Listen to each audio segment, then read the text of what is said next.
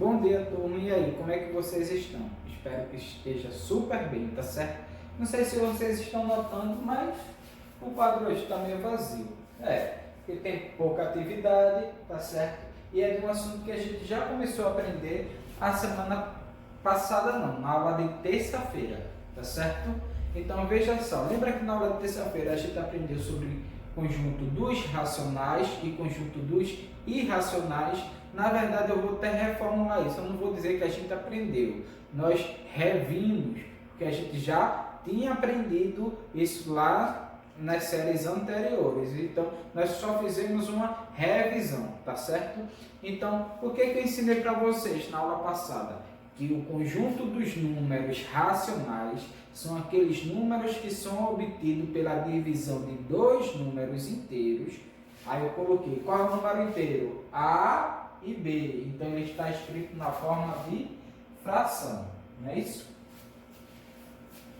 Então o número racional ele pode ser escrito na forma de fração, mas tem uma condição. O denominador tem que ser diferente de zero. Vou dizer por que tem que ser diferente de zero. Porque numa divisão, eu posso dividir algo para ninguém?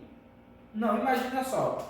Eu cheguei na sala de aula e coloquei R$10 lá. R$10 não. Um bolo lá. Se não tem ninguém na escola, o que vai acontecer com aquele bolo? Aquele bolo vai ficar ruim, vai acabar se estragando. Por quê? Não tem ninguém para dividir aquele bolo. Então, do mesmo jeito, não posso dividir 1 para 0. Então, por isso tem essa regra. O denominador tem que ser diferente de zero.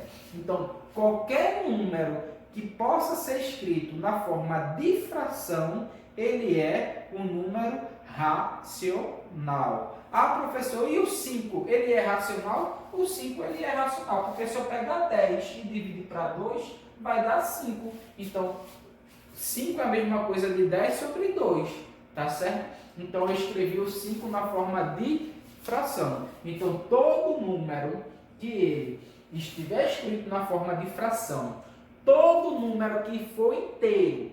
O que é número inteiro, professor? É aqueles números que a gente usa para contar. 1, 2, 3, 4, contando com 0. 0, 1, 2, 3, 4. Os positivos e os negativos.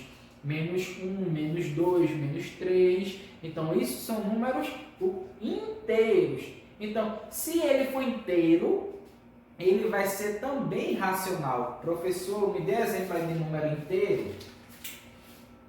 Menos 1, 1, 2, menos 2, 3, 4, 5, 6, menos 3, menos 4, menos 5, certo?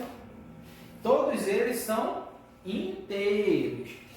Professor, então, o conjunto dos racionais, eles também fazem parte do conjunto dos inteiros? Não. O conjunto dos inteiros é que faz parte do conjunto dos racionais. Exemplo. Tem um conjunto pequenininho, que a gente aprende no 6º ano, que é dos naturais, que são aqueles números que a gente usa para contar. 1, 2, 3, 4, 5, 6, 7, contando com 0, tá certo? Aí lá no 7º ano, a gente aprende o conjunto maior, que é o dos inteiros. Lá no 8º ano, vocês são no 9º ano, nós aprendemos o conjunto maior, que é o dos racionais e dos irracionais, tá certo? Então veja só, no conjunto dos racionais tem dentro dele dois conjuntos, o dos inteiros e dos naturais. Então quer dizer, todo número que é natural, ele é racional. Todo número que é inteiro, ele é racional. Agora veja o carinha aqui, ó, sozinho. Esse símbolo representa o conjunto dos irracionais. Então, o conjunto dos racionais ele é a parte, tá certo? O conjunto dos racionais, minha gente, são aqueles números que ele apresenta na forma de números infinitos. Certo?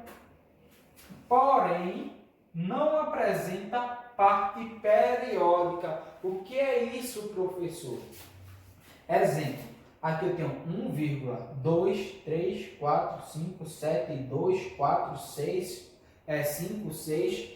Tem uma sequência lógica na parte periódica não, na parte decimal, não tem. Então, quando isso aqui não se repete, certo? Não aparece uma sequência lógica, esse número ele é irracional. Aí você me pergunta, ô professor, e nos racionais, eu posso ter número infinito? Pode sim, mas nos racionais ele apresenta a parte periódica. Veja, na parte decimal, qual é o número que está se repetindo? 2, 2, 2, 2, 2. Então isso aí é um período, tá certo? Ô professor, e nos racionais, eu posso ter número finito, decimal finito? Pode, tipo 1,5. É número racional. Ah, e aqui, pode? Não pode. Professor, isso é meio difícil, né? Tem uns que pode, tem outros que não pode. Então vamos lá. Para simplificar, qualquer número que seja infinito, que não aparece parte periódica, ele é irracional, tá certo? Se aparecer esse símbolozinho aqui, que é o de π, ele é um número irracional. E se aparecer uma raiz qualquer, que a gente não consiga determinar o valor exato dela, ele vai ser o quê?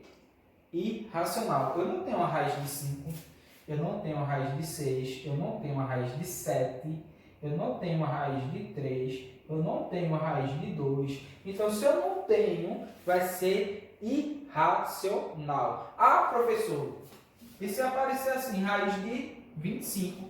Ô, Benção, tu tem a raiz exata de 25? Tem, é 5. Então, se tu tem a raiz exata de 25, que é 5, e 5 é um número inteiro, quer dizer que ele é racional, tá certo?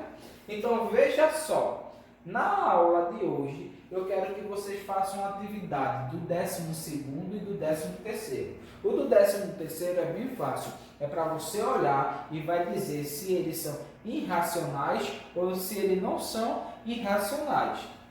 Racionais ou eita, até compliquei, né? Você vai dizer se ele é racional ou irracional, tá certo?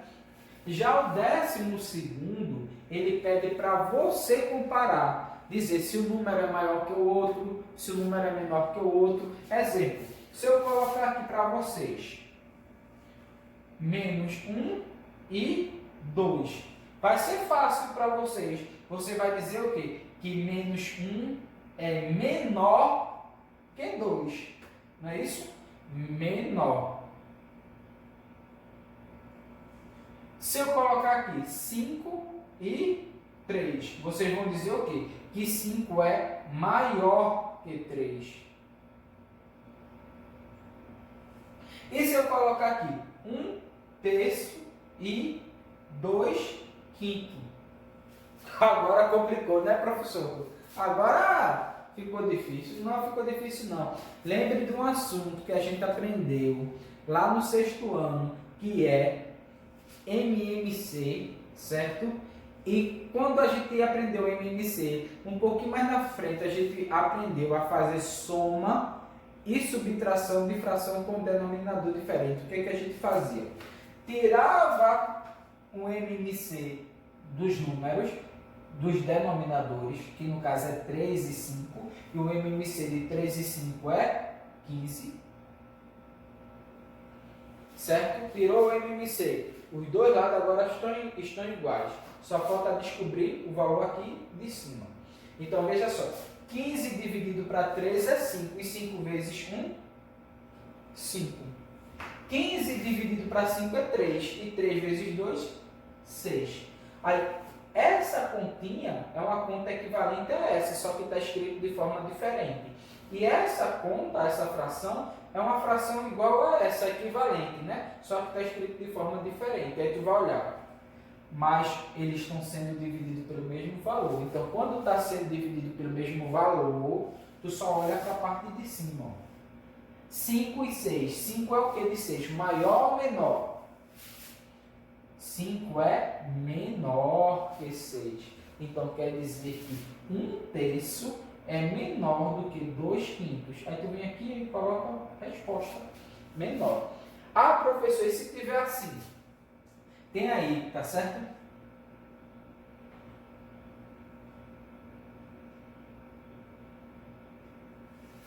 Eu não perderia tempo fazendo fatoração. Cheguei até muito perto do celular, ok? Eu não perderia tempo fazendo fatoração, porque a parte de cima é igual. Então eu posso raciocinar um pouquinho e pensar. Se eu tenho 7 laranjas para dividir com 3 pessoas, e eu tenho 7 laranjas para dividir para 4 pessoas, quem que vai ficar com a maior quantidade de laranjas? Se eu dividir para 3 ou se eu dividir para 4? Se eu estou dividindo para 3, as pessoas que estão aqui nesse grupo de 3 vai ficar com a quantidade de laranja maior. Por quê? Tem menos pessoas para dividir. Então, esse valor é maior que esse valor. Por quê? Aqui eu tenho menos pessoas para dividir o mesmo valor. Ah, professor, e se tiver assim?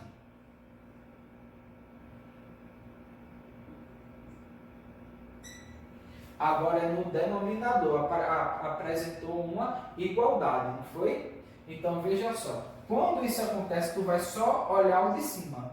1 e 2. 1 é maior do que 2 ou menor? Menor. Acabou-se. Tá certo? Ah, professor, beleza. Mas eu estou olhando aí que tem número decimal também. E se tiver assim? Eu enchi o quadro, não foi? O quadro não tinha nada.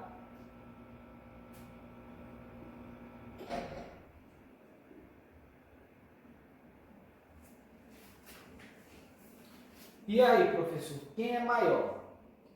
0,2 ou 0,21? Aí você vai olhar o quê? Fazer a comparação. Quem é o primeiro número? 0. Depois, vírgula. Segundo número, 2. É isso? Terceiro número, se aqui não tem, é 0. E aqui é 1. Quem é maior? 0 ou 1? 1 é maior. Então 0 é menor. Então quer dizer que 0,2 é menor que 0,21. Ah, professor, esse daí é fácil. E se tiver assim?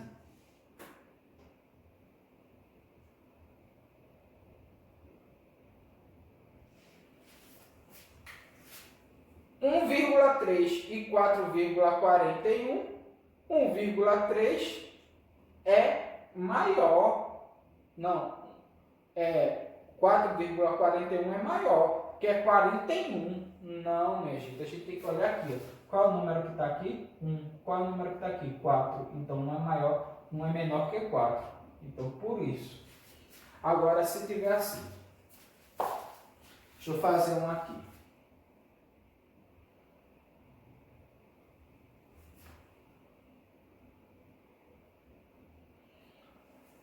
Zero vírgula 25 e 0,3.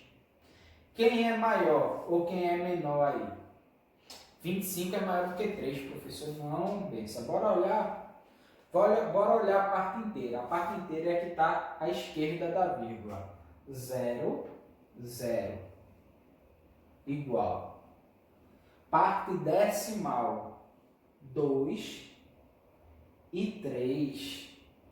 2 é menor que 3. Então, quer dizer que esse número é menor que esse. Tá certo?